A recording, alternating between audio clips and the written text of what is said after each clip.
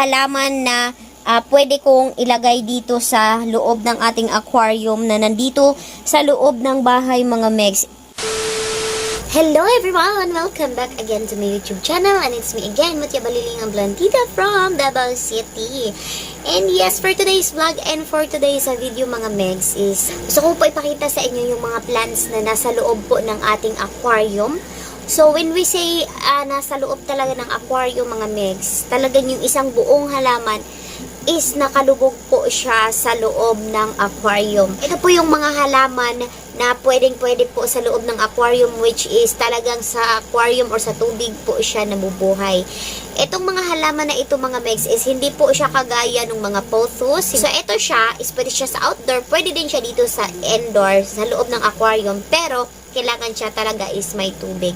So ayan, bago ang lahat, kung hindi ka pa nakapag-subscribe sa aking YouTube channel, ay huwag mong kalimutan na mag-subscribe at please turn on the notification bell down below for you to be notified whenever I upload a new vlog, a new video. And if you are ready, I am always ready, and let's begin!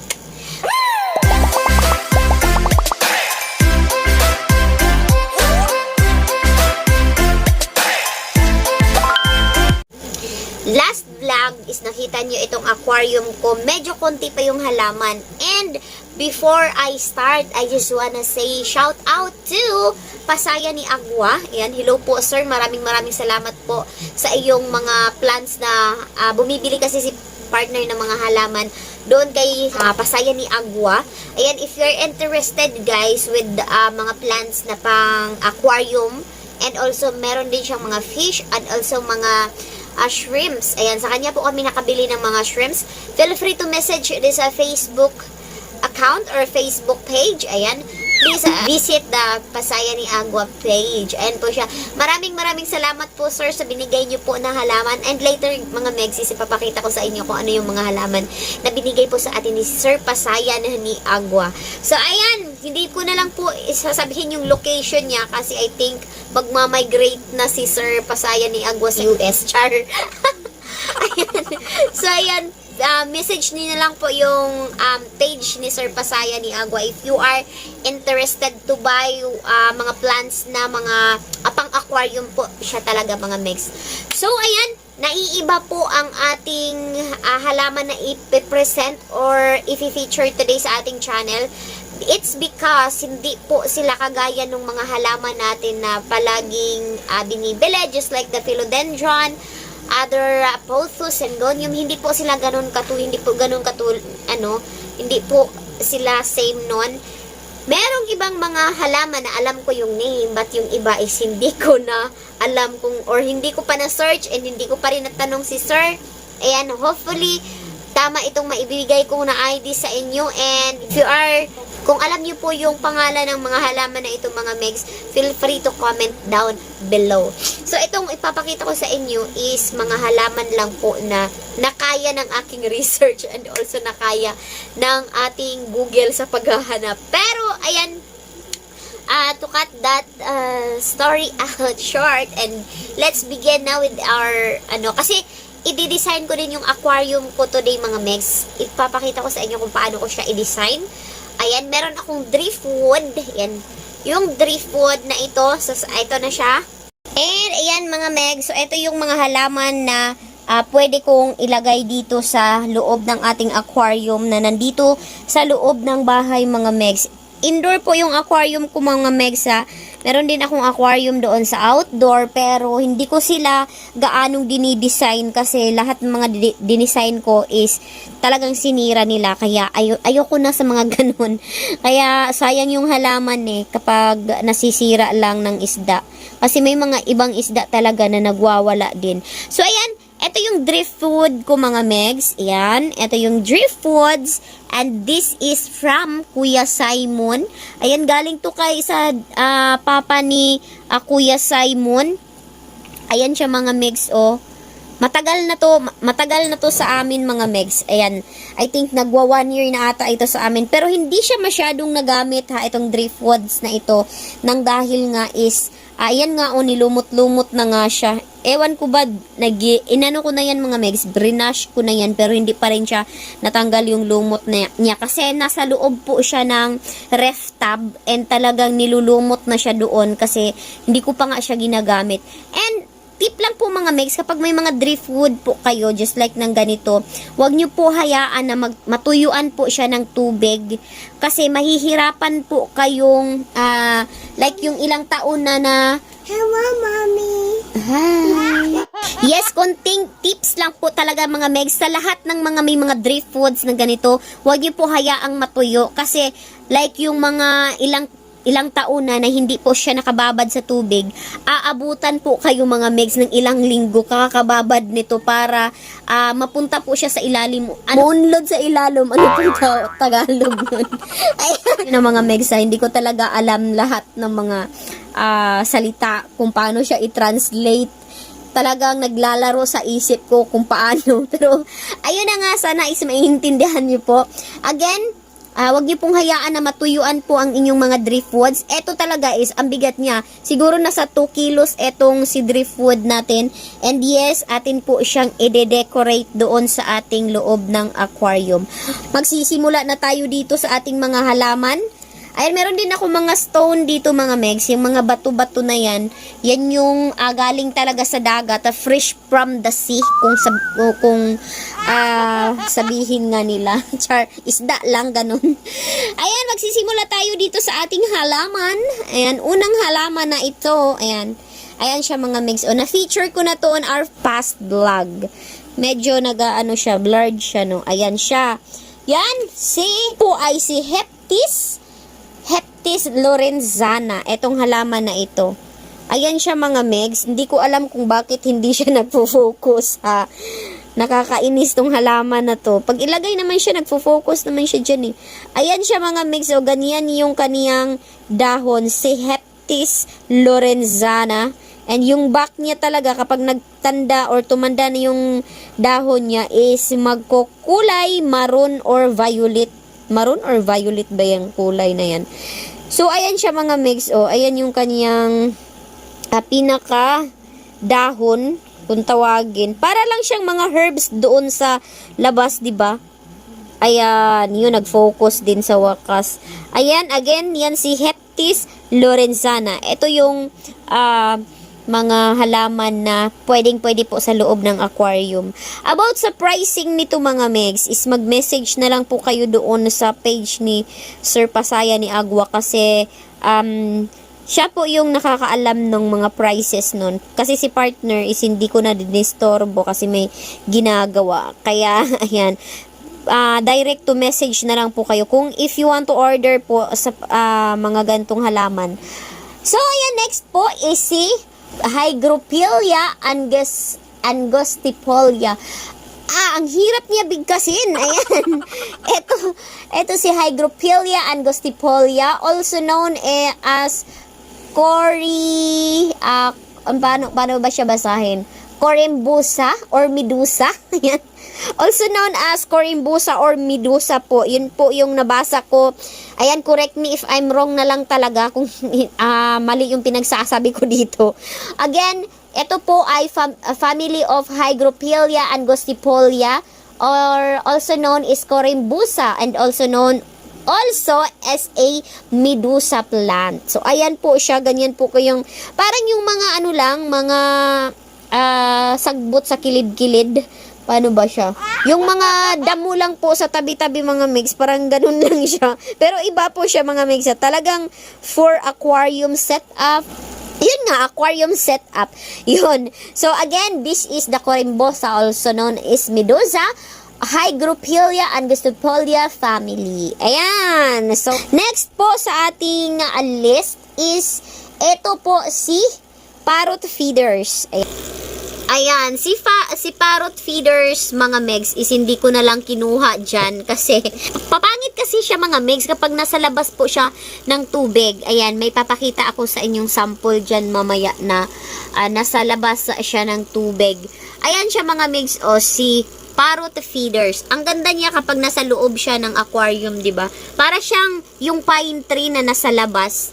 Hindi nyo lang talaga as in makikita. Pero ayan siya mga megs, sa ibabaw Ganyan yung kaniyang or kanyang, as you can see, ayan, parang nagbo-bluish yung kanyang mga dahon dyan sa ilalim. Pero, hindi ko siya inilabas kasi hindi lalabas yung kanyang tunay na ganda, mga megs, kapag wala po siya sa tubig.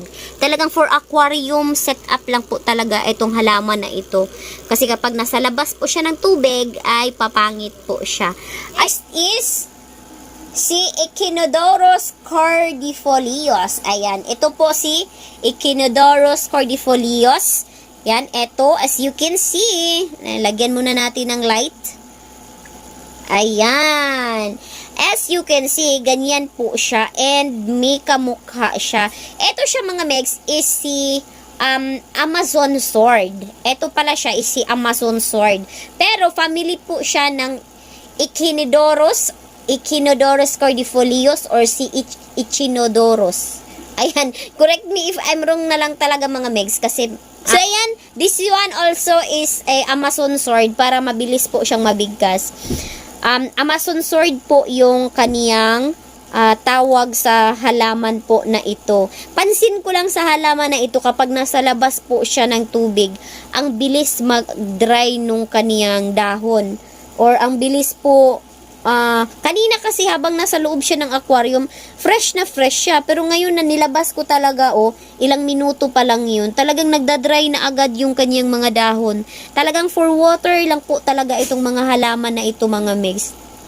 And also, meron siyang kamukha. Yun po ay si, ayan, as you can see, eto si, ayan. As you can see, ito po ay, tchadan! You see, it's variegated. Itong mga naong, murag naog variegated. Ayan. Ito po talaga, mga megs, is nung pumunta kami sa barracks ni Sir Pasaya ni Agua, ito talaga yung halaman na napapawaw ako. Gusto ko nun. Kaso ang mahal. Ayan. Mahal talaga po ang ganitong mga halaman, mga mix. Kasi ano po siya, rare po siya kung tawagin. Hindi ka makakakita ng ganto basta-basta sa tabi-tabi lang. Hindi mo siya makikita, mga mix. Unlike kasi doon sa mga lily, doon sa iba't ibang, ano pa ba yung mga halaman na pwede sa water na makikita lang sa mga kanal-kanal. Hindi ba marami? Pero eto siya is hindi mo siya makikita sa mga kanal-kanal, mga megs. Talagang eto siya is kailangan po siya ng pag-aalaga ng isang plantitang kagaya ko. Charis! So, ayan na nga siya. Eto siya is si Marble Queen, and this one is the Amazon sword. As you can see, magkapareho sila ng form ng kanilang mga dahon. Ito nga lang siya is giant. Itong si Marble Queen sword. Kung merong Marble Queen sa pothos, mga megs, meron din sa aquatic plants. Ayan, meron din tayong Marble Queen sa aquatic plants. Hindi lang po sa pothos, and kahit sa anong iba't ibang halaman is meron po talagang Marble Queen. Ayan, as you can see, ang ganda niya, di ba? Wala kayo niyan. Char. Tapos ayan, mga megs, iyan po sila, si Amazon sword and also si Marble Queen sword is family po sila ng Echinodoros or Echinodoros cordifolios family.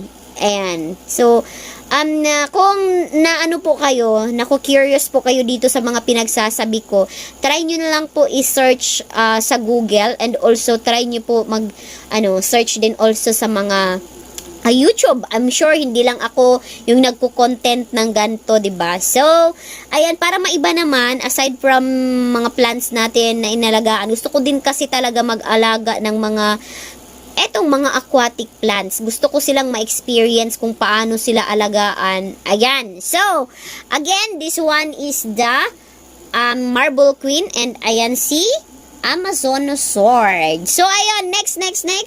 Ayan, next natin, mga megs, is etong si Ludwigia Broad. As you can see, I think this one is iba din siya. Ayan, iba din siya, and also this one is iba din. Ito si Ludwigia or si Ludwigia Broad. Ayan, so, di ba ang ganda niya? Purple yung kanyang dahon. Pero alam nyo ba mga megs, kapag itinanim to sila, pwede lang po sila na hindi po naaapawan ng tubig. Pwede lang sila kahit yung pinaka-roots lang nila ang may tubig.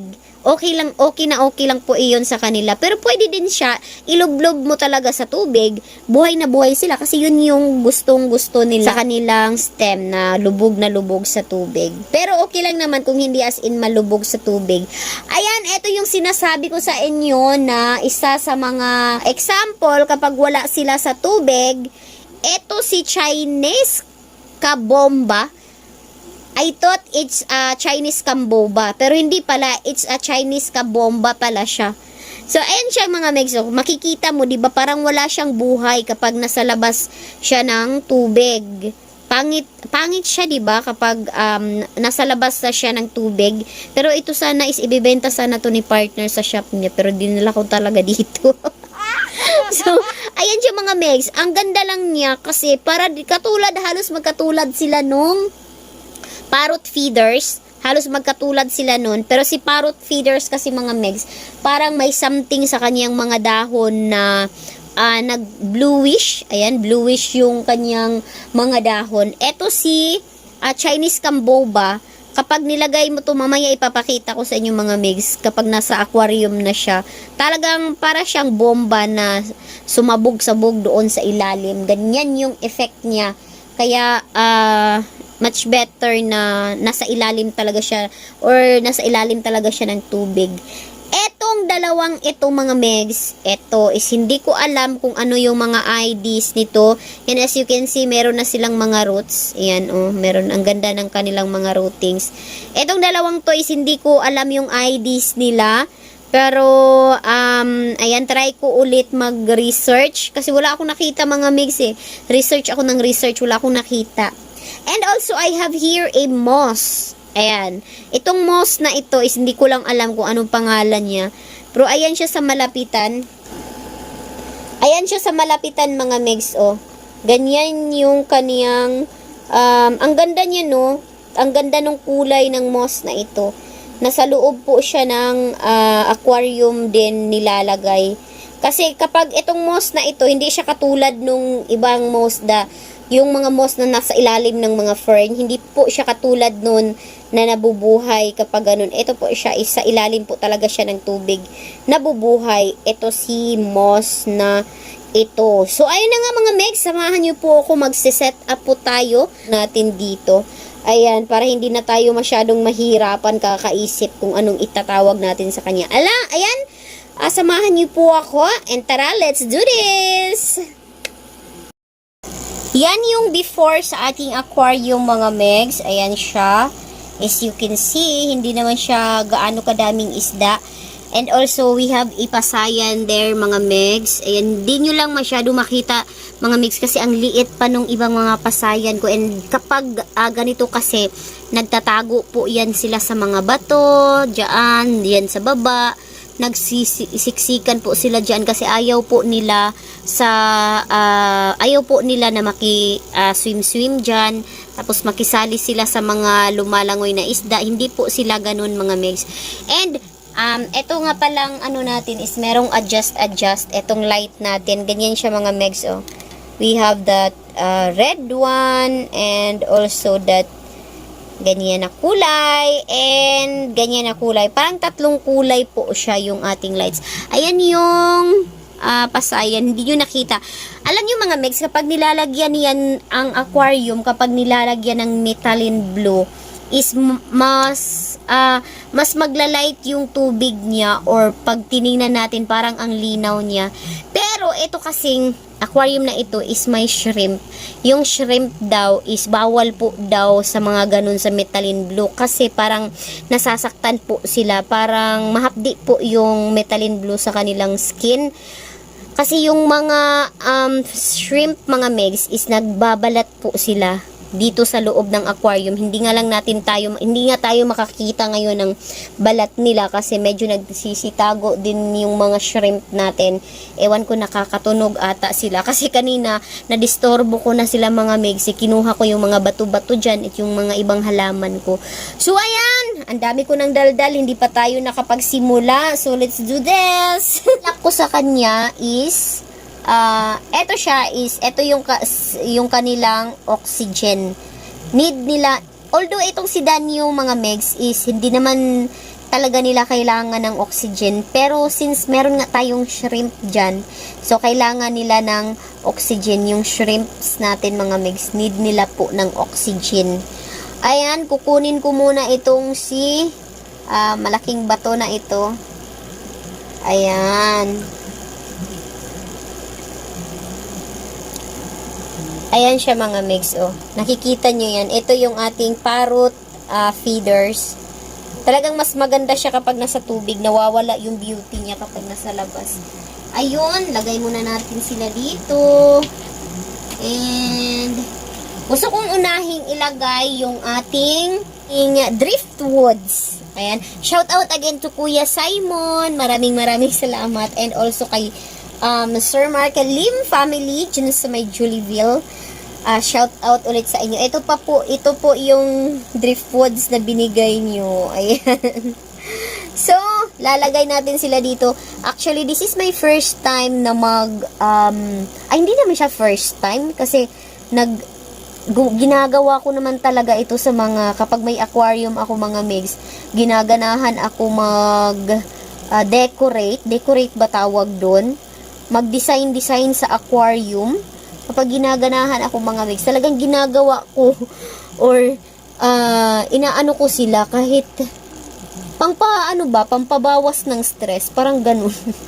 Stress ka, te. Ayan.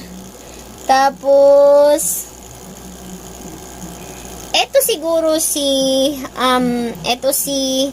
Marble Queen is pwede naman siya hindi ilubog, as in ilubog lahat yung kaniyang mga dahon. Pwede lang siya na nasa ibabaw lang. Ayun. Yung kasi mga megs, yung mga halaman na yan is nagbibigay din yan sila ng oxygen sa mga isda. Which is yung mga isda, aside from getting oxygen ng yung host na yon, yung pinakita ko kanina, nakakakuha din sila ng oxygen dito mismo sa halaman. Kaya, isa din yan na point sa kanila na maganda po sila ilagay sa loob ng halaman. And this one is the Amazon sword. Yan. Lagay natin dito banda.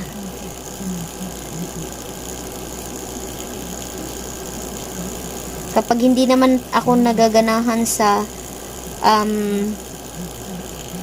forma nila is inaano ko na naman. Pinapalit ko na naman sa ibang pwesto yung mga ibang halaman. Okay lang yan. Ganyan talaga. O, ayan. Ang ganda lang ng binigay ni Sir, pasaya ni Agua sa ating halaman. Napapawaw ako. And, eto siya, is gusto kong punuin dito yung mga ibang halaman or ibang plants. Pupunuin ko muna siya mga megs. And steady muna kayo dyan.